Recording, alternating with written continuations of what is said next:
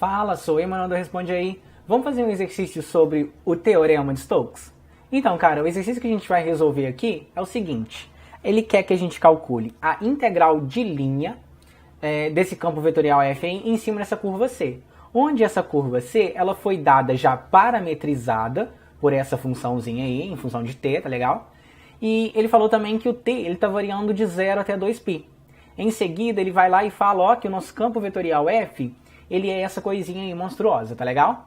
Cara, já note aqui que a gente já não vai conseguir calcular essa integral de linha do modo diretão que a gente já está acostumado. Por que não? Pô, porque perceba que esse campo vetorial f aqui não é nada simples de trabalhar, certo? E nem essa curva.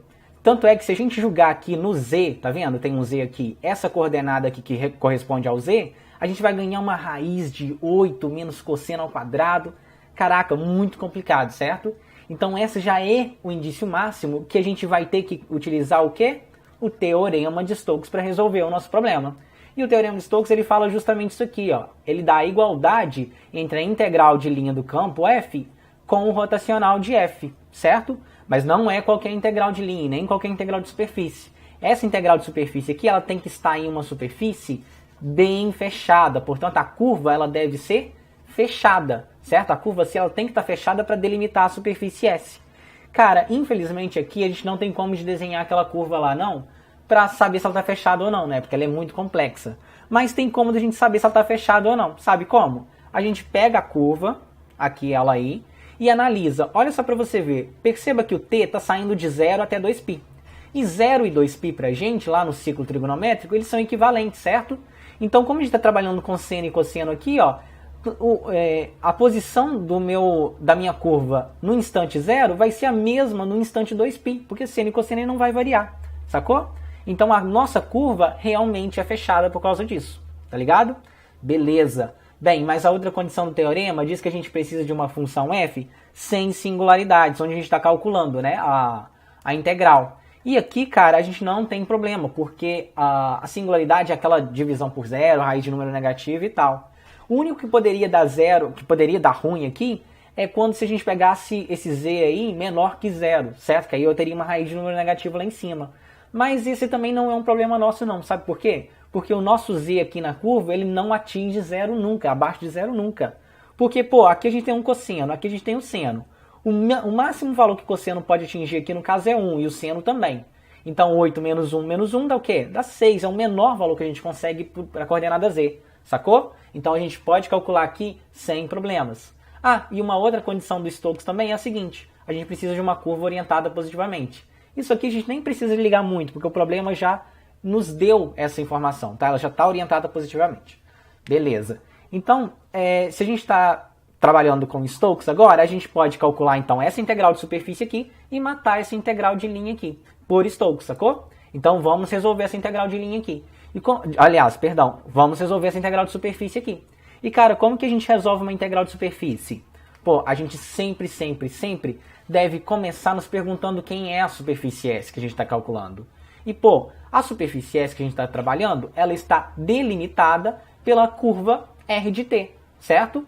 Cara, vamos utilizar aqui uma malandragem. Sabe qual malandragem? A gente vai chamar esse cosseno de t aqui de x, porque ele está na posição x. Vamos chamar o seno de t de y, porque ele está na posição y. E vamos chamar essa posição aqui de z, certo? Essa daí é o meu z. Cara, o z não está em função de cosseno de t, que a gente chamou de x, e seno de t? Tá, não tá? Então a gente vai obter que o z agora vai ser 8 menos x quadrado menos y. Beleza? Beleza. Então agora a gente já tem a nossa parametrização da superfície, que é essa daí, tá? Só anotei ela de uma forma mais bonitinha. Pô, Manuel, mas toda vez que a gente determina uma superfície, a gente tem que determinar onde o meu x e y estão variando, não temos? Temos sim, é isso que a gente vai fazer aqui agora. Onde que o x e y está variando, Pô, para responder isso, vamos olhar para aquelas duas equações principais, né, que a gente determinou lá. O x de t e o y de t, no caso, né? Essas duas funçõezinhas aqui. Cara, com quem que essas duas equações aqui se parecem? Elas se parecem muito com uma equação de uma circunferência, não parece mesmo? Essa daqui, ó. E mais, essa circunferência aqui, ela tem um raio especial, o raio dela vale 1. Como que eu sei que o raio dela vale 1 e não 2? porque é um número que está na frente do cosseno e do seno θ aqui. Tá vendo? Então, opa, aqui é 1. Beleza. Então, como a gente está trabalhando com uma superfície dentro dessa circunferência, dentro da região lá, dentro da nossa curva, a gente vai agora pegar uma região dentro dessa circunferência. Sacou? Beleza. Então, se a gente vai pegar uma curva dentro dessa circunferência aqui, a gente vai chamar essa região de região D. Tá legal? É só uma nomenclatura que eu estou dando aqui. E x e y está variando dentro de D. Beleza? Então não se preocupe que quando a gente precisar de falar quem é o x e y, a gente vem cá e parametria e substitui por coordenadas polares. Sei lá, a gente faz algo assim. Tá legal? Beleza. Por hora a gente só vai falar que x e y está dentro da região D mesmo. Ok. Terminada essa parte, a gente tem que fazer uma outra pergunta. Quem que é aquele rotacional de f para responder aquela integral de superfície? Cara, o rotacional a gente viu lá da teoria que a gente vai pegar o campo vetorial f, nomear essas três posições aqui de F1, F2 e F3 e vai chamar o rotacional. E o rotacional é essa formulazinha aí, ó, da F3, da F2, da F1, da F3, da F3, da F1, YZ, XXY. Tá legal? Bem, se a gente calcular então essas derivadas parciais aqui, né, bastando pegando cada entrada aqui e calculando as derivadas, aqui também é bem simples, né, porque a gente está trabalhando com polinômios, esses negócios assim, a gente vai obter que o nosso rotacional vale esse carinha aí. Se a gente simplificar um pouquinho, eliminando esse zero e fazendo essa subtraçãozinha aí, a gente vai obter que o nosso rotacional é esse carinha aqui. Pô, observe que aqui a gente tem z. E lá na parametrização a gente já eliminou esse z. Então a gente tem que eliminar esse z daqui também, certo? Como que a gente vai fazer isso? A gente vai lembrar que o z ele vale esse carinha aqui. Tá legal? E aí a gente só substitui o z aqui. Inclusive a gente pode até multiplicar por 2, né? Aqui vai dar 16, menos 2x², menos 2y. Tá legal? Beleza, a gente já descobriu quem é um rotacional. Falta a gente ver quem é agora o NDS, certo? Daquela integral de superfície que a gente precisa de resolver. E, pô, o NDS a gente vai obter diretamente lá da teoria. E ele vale justamente o vetor normal n grande dx dy, que são os nossos dois parâmetros, certo? Se a gente lembrar, o vetor normal é aquele cara que a gente calcula pegando a nossa parametrização e derivando ela em relação a x primeiro e depois em relação a y, tá ligado? Pô, se a gente resolver isso aqui, pegando a nossa curva, que é essa daqui, e calculando essas duas derivadas parciais que a gente acabou de ver aí, a gente vai obter esses dois vetores aí, tá legal? Bem, uma coisa muito importante que a gente precisa saber aqui é que esse produto vetorial aqui pra gente sempre vai indicar um determinante, onde a primeira linha é aquele vetor IJK na direção XYZ, a segunda linha é esse vetor de cima aqui que a gente acabou de calcular, a derivada parcial em relação a x, e a terceira linha é esse outro vetor aqui, certo? Se a gente resolver esse determinante aí como a gente já viu, né, que tem que ser determinado, ou seja, primeiro a gente repete as duas colunas, depois multiplica cruzado e subtrai pelo cruzado inverso aqui, a gente obtém que o nosso vetor normal vale 2x, 1 e 1, ok? Beleza. Então agora a gente pode passar para o nosso próximo passo, que é justamente retornar com todos os ingredientes para dentro da integral de superfície que a gente tem que resolver, tá legal? Bem, se a gente substituir aqui então, a gente vai obter essa integral dupla se resolver aí, tá? Perceba que aqui a gente já mudou de S para D.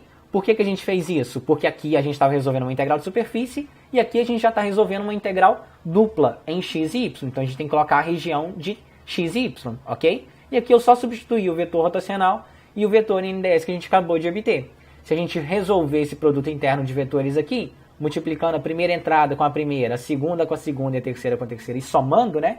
A gente vai obter essa integral dupla a resolver aqui, que a gente pode simplificar um pouquinho ainda mais e a gente ganha essa integral dupla aí, beleza? Então bora calcular essa integral dupla aí, ok?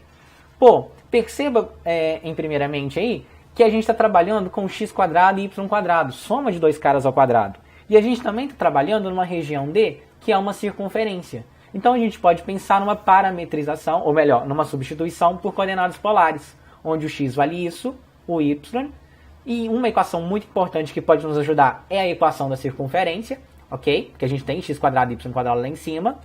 E a gente não pode esquecer do nosso jacobiano, que vale r nesse caso, beleza?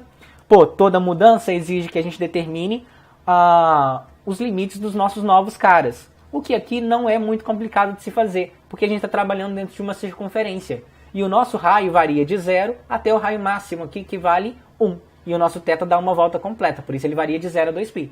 Agora sim, se a gente substituir tudo na integral lá de cima, a gente vai obter essa integral dupla aí, beleza? Se a gente substituir esse jacobiano aí por R, a gente ganha esse carinha aí e multiplicando, sabe? Certo? A gente substitui o jacobiano por R e multiplica. Portanto, a gente tem que resolver essa integral dupla aí. Bora lá? Bora! Então, resolvendo essa integral dupla aí, primeiro calculando a integral de dentro, né? Ou seja, em relação a R, a gente obtém esse carinha aí. Se a gente substituir esses limites em R, a gente vai ganhar 15 meios e, portanto, a gente tem que calcular a integral de 0 a 2π de 15 meios dθ, que é facilmente calculado e a gente vai encontrar como resultado final, portanto, 15π. Ok? E esse daqui, cara, é o resultado daquela integral que a gente precisava de resolver, a integral de linha super complicada, ok? Cara, esse vídeo te ajudou? Responde aí pra gente. Valeu!